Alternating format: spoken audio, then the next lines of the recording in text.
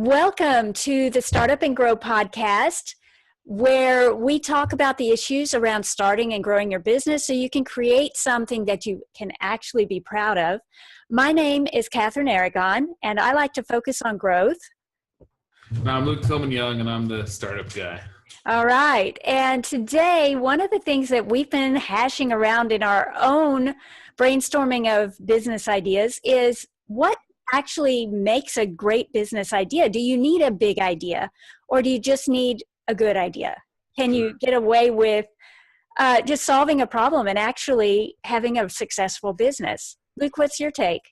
Well, I think that it's when you have an idea and you think it's a great idea and you kicked it around in your brain and you think it's good and it can work, and then you go to Google and you search for the idea in Google to see if it exists, and you see somebody else doing what you're doing. I think you get discouraged, and a lot of people, that's the end of the discussion for them. They're like, okay, it's already been done, and they're looking for that unicorn idea that's going to make them infinitely rich, and they want something unique and new and fresh.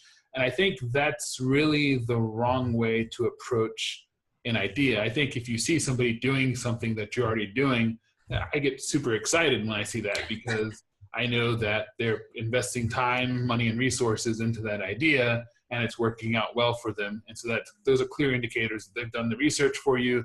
If they're advertising, then they've figured out what keywords work in terms of advertising. You can look at their website, determine if there's something you can do better. And so I don't think it's a matter of whether or not the idea is too small or not good enough. It's a matter of, do you want to invest yourself into this idea? And so, okay. Yeah. That's a good distinction, actually. Now, what's your thought? A lot of people are like, follow your passions. I don't necessarily agree with that, because your passion might not be something worth monetizing, or maybe you can't monetize it well.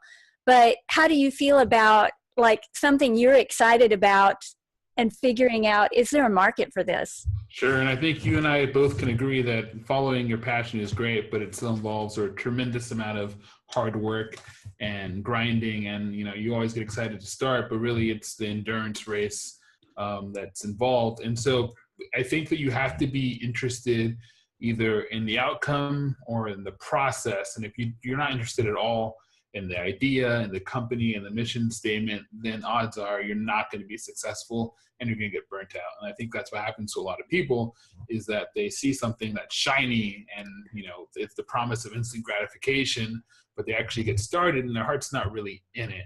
And that's a good point. Yeah, I mean, when you're first starting, you're making no dollars per hour, maybe a cent per hour when you think about it. And so for a lot of people, that's just not feasible. And if you're not willing to, stay up late and just figure and push past problems, then you're not going to be successful. And that's why when you say follow your passion has a lot to do with it, but it's more of along the lines of, I guess it's, you're really trying. It's not follow your passion. It is follow your passion, but it's follow your work ethic in terms of, can I really stick with this idea? Because I have a passion. I love Indian food, but I don't want to eat Indian food for the rest of my life, and so, it's really hard. It's a combination of finding the market, making sure the market's there for you, and then making sure that you can see the results that you're looking for quickly, and kind of having a plan. But it's really that you need more than passion. It's one ingredient to make flour. I agree. Yeah. I agree wholeheartedly. And sometimes what people are passionate about is not the work itself, but the promise that some marketer gave them that, oh, you can make $200,000, $400,000 a year half time. Sure. And, they get super excited about that, but they don't enjoy the work enough, or they're not good enough at it to really distinguish themselves. And it's a lose-lose situation. They're never going to make it at that point. In fact, this morning, there was an email from SumoCon where they're offering, some business start thing. It's a first of the year kind of promotion. But I wrote down what they said because I thought it was just perfect. They say, what if you are having trouble coming up with an idea? And they're like, that's not a problem. Take 3 minutes right now and think about your morning. What was one thing you didn't like? Because if you can improve on something you don't like in your own life, you've probably got a good business idea. Exactly. It can really be that simple. Sure. And a lot of times it's as simple as coming up with, if you don't like the way your fingers, like think about shoehorns, just like simple little things that can revolutionize your life. Like shoehorns are great. I don't know. I figured that I'm an adult now because I finally bought a shoehorn because I was on my shoes the other day and my fingers hurt when I put it behind it to kind of hook it in. Yeah. I'm going to buy a shoehorn. And out of all the purchases I've made, I'm married, I've, renting and buying cars. Out of all the purchases I've made, for some reason that shoehorn made me feel like I'm an adult now because that's so funny. But it's like little things like that. Like that was a problem for me, and there's a solution to that as well. And so one guy looked up one day and was like, my fingers hurt. I'm going to make a shoehorn, and now it's a sign of elegance and that's right. Refinement. And so that's a great idea, and that's a product that solves a problem that people have. And so I guess that's the other side of it is. If I was the guy inventing the shoehorn and there was nothing for it, well, there is a problem. And the problem is people have fingers that hurt or they're big or too small. And so that's a pain point. Like that literally right. pain point. And so that's the flip side of looking at the market and determining, if the market exists. I think that if you're really like fixing somebody's problem, then doing it good, they know the problem is there and they just learn to live with the problem, but you're providing an alternative solution. And when you talk to somebody, it's like, do your fingers hurt in the morning when you put your shoe on? Yes, they do. Well, then here's a shoehorn. Thank you very much. Yeah, I can fix that for you. Exactly. Okay, but there's a third element, and I really want you to talk about this because I know it's something that you've been working on yourself. Your new business is, it's an IT kind of thing, right? Mm-hmm. And that fits so perfectly into your wheelhouse. I mean, you've got training, you've got experience, you are an expert at that. And what I would like you to talk to us about now is, all right, how much do you need, how helpful is it to be an expert already before you start your business? Sure. I think that if you're an expert in a topic, so if you're mid-level or senior level, or even junior level, you're positioned perfectly in a market where you are seeing problems, and odds are you're solving problems day to day. You're talking to customers, you're interacting with people, and so you know the language, you have the connections, and so the transition from employee to consultant or from contractor to even consultant is easy because you're already in the market and you know the language. It's not as if I wanted to start a fashion company, I'd have a really hard time doing that because I'm not color coordinated enough. I'm like, oh, there's money in the fashion industry. Well, excuse me, there probably is, but I don't know how to access it. And I'm so far behind the person who's actually in the fashion industry, the seamstress or the designer or something along the lines of that. And like, they don't see, like when they're inside that industry, you get to see the day-to-day struggles, the problems, and I would do this better. And you can bounce ideas off of your coworkers, off of your customers, your clients, and get some feedback even and say, hey, I noticed you're doing it this way. Wouldn't this other way make a better solution or be a solution to your problem? And so, I think it's really important. I think most people ignore the fact that what they're already doing in the industry that they are in provides tremendous opportunity for them to create their own business and create their own software company or whatever it is they're doing, software or, creating. I know a guy who creates a special kind of screw for airplanes, and that's all he does. And really? That's business, and he's a millionaire, and that's wow. All he does, and it's that's the shoehorn idea. Yeah, it's a shoehorn idea, but they were sourcing their screws from some other company, and they were inferior, and they had a lifetime of like 2 years or something like that, and they had to replace every 2 years. And he's a better screw that needs to be replaced every 5 years. So over the entire fleet of airplanes in the country or the world, increases their profit because they have to spend a mechanic to waste an hour replacing a hard to reach screw. And so it's just little things like that. And of course, if he wasn't on the ground every day as a mechanic replacing that screw, he would never even known that screw existed. And so a lot of times people try to look outside their industry in order to start a business. But in reality, it's just, if you have a job right now, that means you're probably fixing a problem. And the question is, can I fix that problem in a better way and in a more accessible way for other people to use that solution? Right. If you can scale it to where instead of all my hours fix this problem for one employer, sure. If I could fix this for 100 clients all at the same time, now we're talking. Now I've got something I can really monetize and win with. Sure. Yeah. So, but in terms of, yeah, I mean, it's like you can disrupt by coming in as an outsider. Mm-hmm. And Elon Musk did that with the Tesla.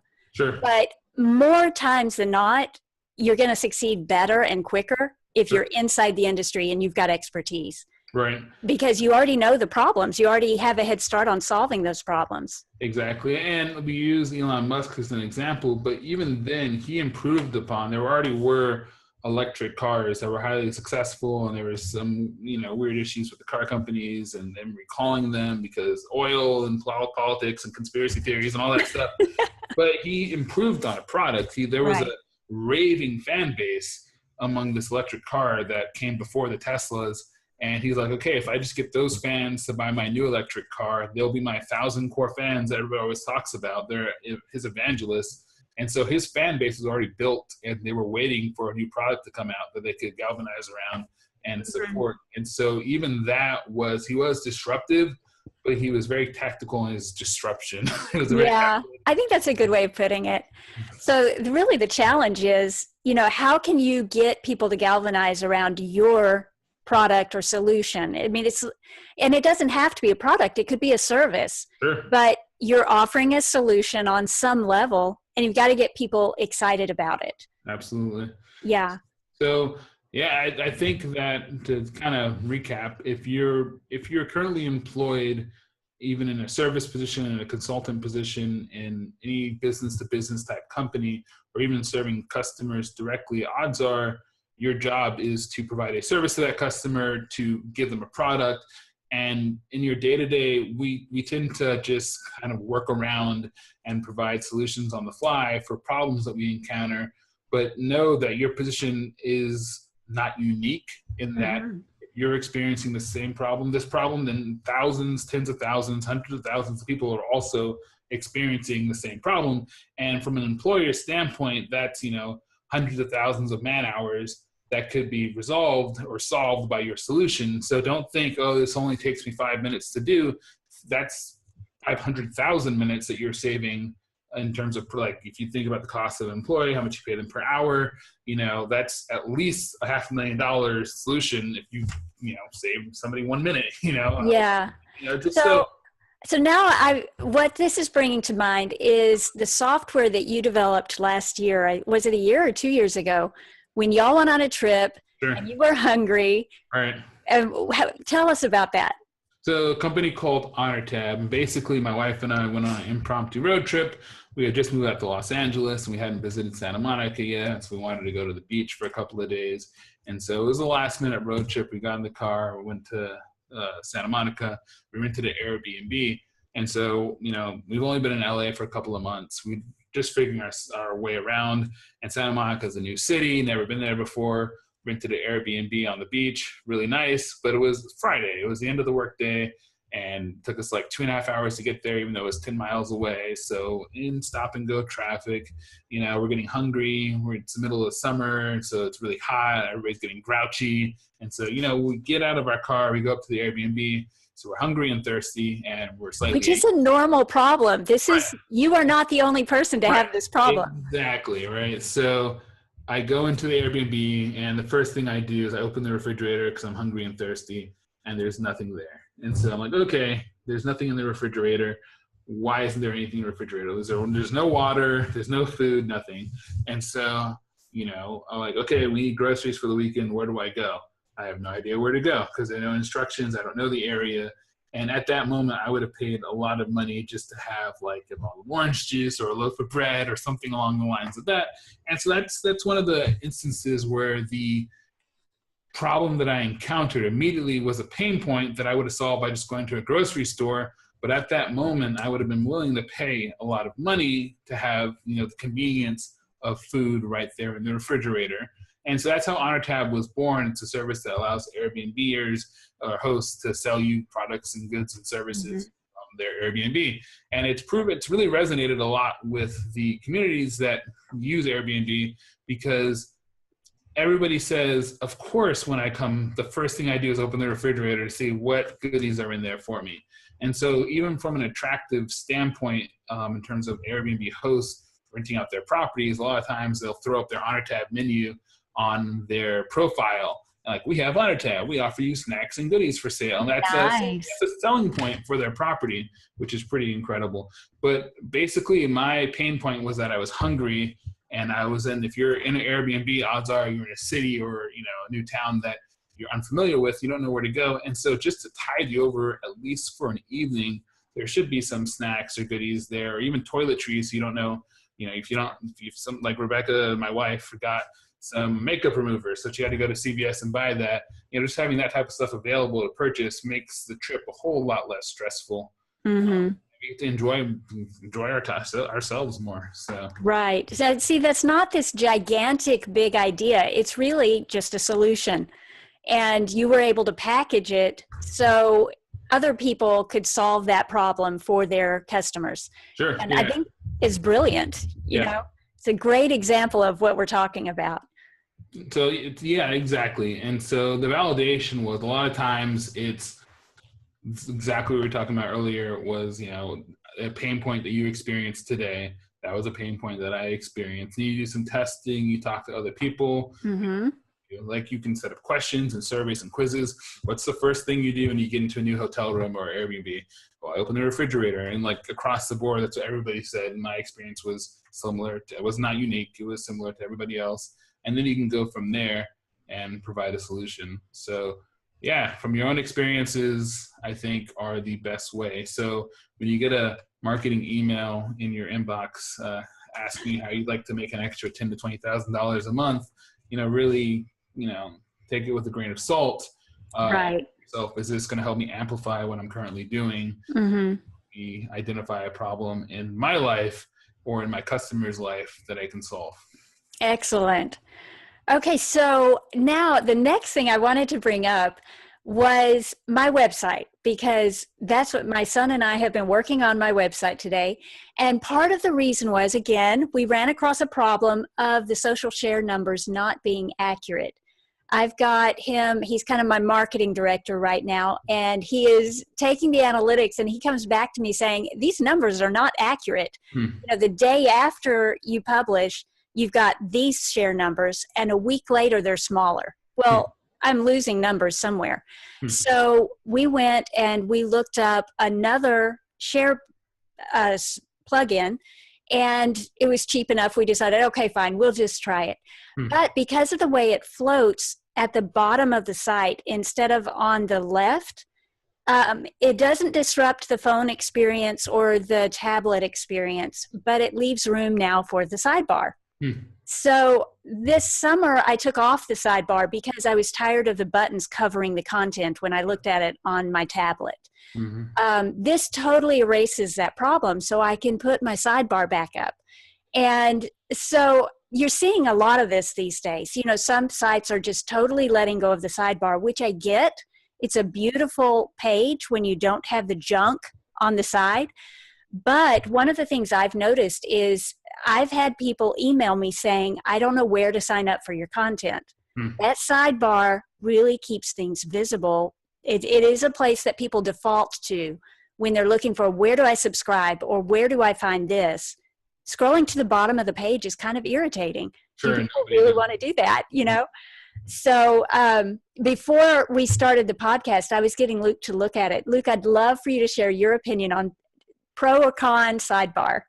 I am pro sidebar all the way, but bear in mind that it's becoming more and more irrelevant as time goes on. And the reason why the sidebar is becoming more relevant is because content's being consumed more and more on mobile phone. On a mobile phone, that sidebar becomes completely invisible. And like you said, it goes all the way down to the bottom of the page. And so I think it's greater than 50% of content. I'm not sure what your analytics look like. It is more than 50%. Being consumed by mobile. Sure. And so even pop-ups on mobile are very intrusive, in my opinion, and it's an instant way to get me to leave your website.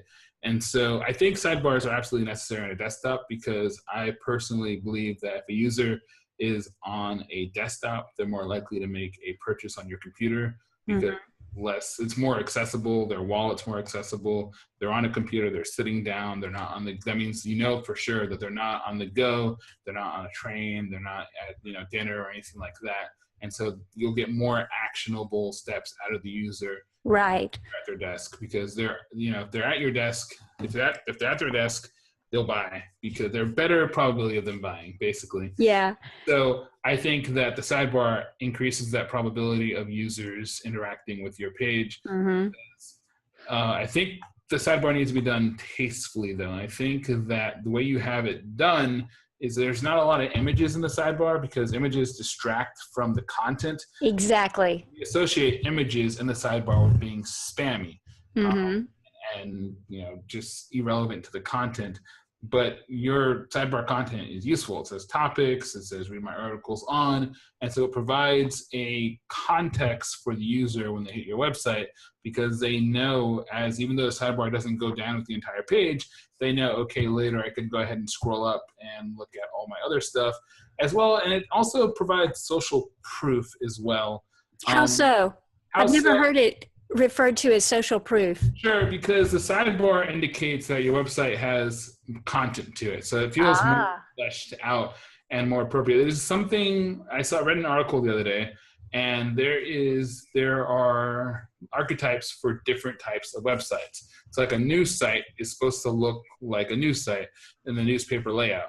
Oh, news, yeah, okay. Yeah, sorry, like not new. Right, it's a news site. Yeah, news site. A e-commerce site is supposed to look like an e-commerce site. There are certain elements that you expect. So you have your add to cart icon in the upper right-hand corner, and your login, log out. And they did split testing with new different designs for e-commerce, and the ones they came back to are the ones that look like all the other e-commerce sites. Yeah, there's an expectation there. Exactly. There's a book called Don't Make Me Think, and it's that for usability. People don't want to spend time figuring out your website. They want it to be intuitive. Right. And I lean towards the sidebar for that reason. It gives you, it's just easier to guide people and show them where different things are. Sure. And I think that, I don't know if social proof is the right term to use for that, but I feel like it does validate your site in the sense that it feels normal, and you kind of have an expectation. Right. What to expect from the site. So I think more authority would probably be a better word. Okay. So I think that is why I prefer a sidebar. If it's missing, I tend to notice that the sidebar is missing, and the site feels a little bare with the content coming straight down. It's just it's a matter of conditioning. This is what we've been doing to see what a website looks like. And so I think that if it's there, it's an expectation. If it's not there, I'd wonder if the site would feel like I wouldn't be able to put my finger on it, but I would know that the site is missing something, and lower the level of trust value that I have on the website. That's an interesting take. A lot of people in the last year to year and a half have started going minimal. So very zen, no sidebar. But, and it was, it was great if it was going to give my viewers a better user experience, because with those share buttons going over the content, that's not a good experience. I'd rather give up the sidebar. Sure. But if I can find a way around that, by all means, because I just feel like when you don't have those easy links over in the sidebar, or you don't have the easy way to subscribe, people will leave feeling dissatisfied. It's like they didn't know how to interact with your site. Exactly. So I think that's what you're saying too. Yeah, basically. And I've noticed the minimalistic sites, and I know Medium is a platform. Yes. Post on Medium, you have that streamlined view. And I think a lot of that has to do with I have found that those type of articles are, first of all, they're off your own platform. And so they can't really add sidebars, or also would distract their users' content. So that'd be unfair to the user to add, if the user went through all this time to use their platform and then add links to somebody else's story on the article. The other, it's just a different type. I found that the articles that don't have sidebars have a different feeling to them. A lot of them are motivational, they're anecdotal, they're in the sense that they provide different sorts of value. Yours is, you have a business website, and so you have business resources, And so a lot of the other one-page, single-page websites that I've seen have always been, and this is my personal experience, like more self-helpy and more feel-goody and more like common, I guess not necessarily actionable. Right. Is what I'm trying to get at. Yeah. Yeah, I agree. I think for now we're going to leave the sidebar. All right. Yeah. Yeah, I'm really pleased. This plugin I'm using is Social Warfare. Okay. And one of the reasons it immediately came to mind, it is a paid one. It's not, I guess you could get a free version. I don't know. Mm-hmm. But it's not that expensive. I think it was $24 per year, which is low. But these days, your share buttons don't have a Twitter count unless you put a script in the code on every page.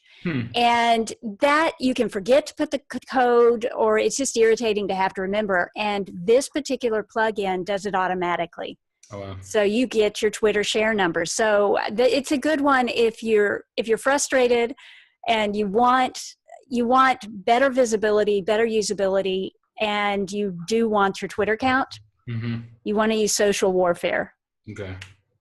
I'll have to check that out for my stuff as well. Yeah, I think it looks great. I'm just looking at the header contents for your sidebar topics, read my articles on. And that's what I meant. I think that's where I was coming at when you said social proof. Right there where your section says read my articles on, you have Crazy Egg, you have CMI, Conversion Scientist, Unbounce, Kissmetrics. Right. Like you are just saying who's who of like all these people trust me enough to publish my work on their websites. And that's where the social proof comment came that from. Makes sense. And Correct. That's why I put that section in there. And I've got the TrustWave little image underneath it. Right. So when I took down my sidebar, the challenge was, where do I put this information? So I do have that on my About page now, mm-hmm. but I like it in the sidebar. Like you say, I do think that adds a really nice element of social proof. Sure. I think that helps a lot, because for somebody who stumbled upon your website and they don't know who you are, right? Equivalent of listing like your educational, your background. And so this is, if these people can trust you, and $1 million organizations that trust you, then why shouldn't I? Right. That's the goal. Right. Exactly. Okay. Well, I think that's all I have. What do you have? Anything extra? Not particularly. I'm just looking more at this sidebar. So in terms of, I noticed that you don't have a subscription button. You do have an opt-in, but it's an image to go. Have you seen better success with that versus just having the email address in your sidebar?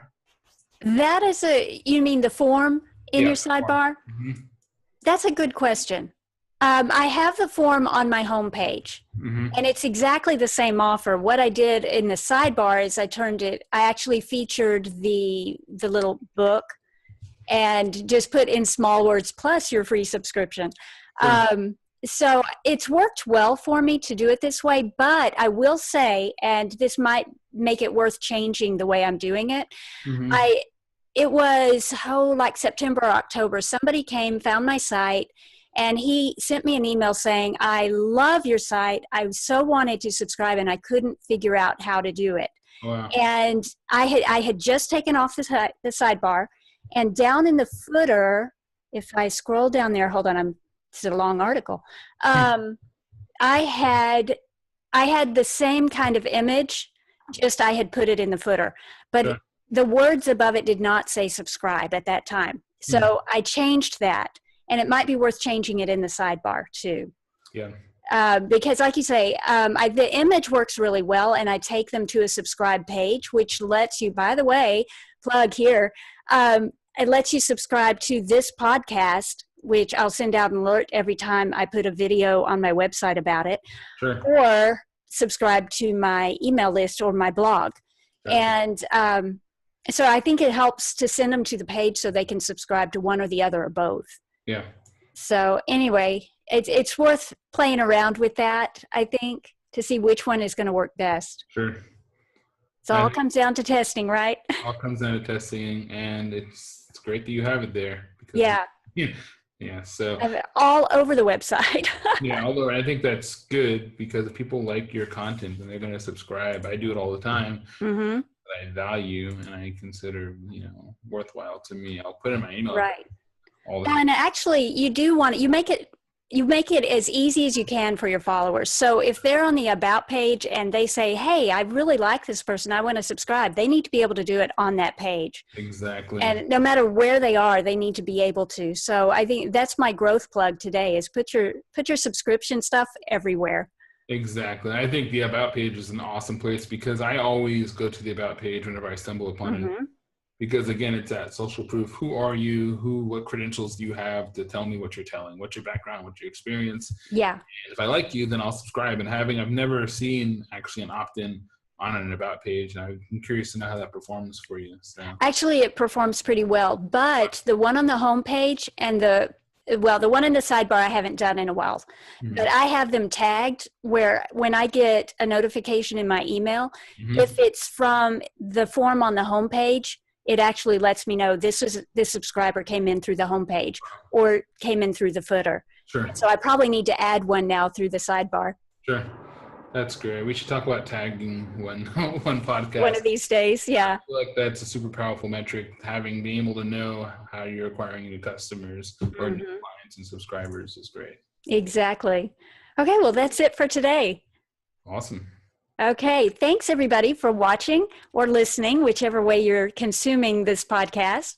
But it's our pleasure to bring it to you. Absolutely. Have a happy new year as well. That's right. Gosh, it's hard to believe it's 2017 already. 2017 is a prime number, so this year should be awesome. Okay, well, let's make it awesome, right? Okay, thank you. All right, bye everybody.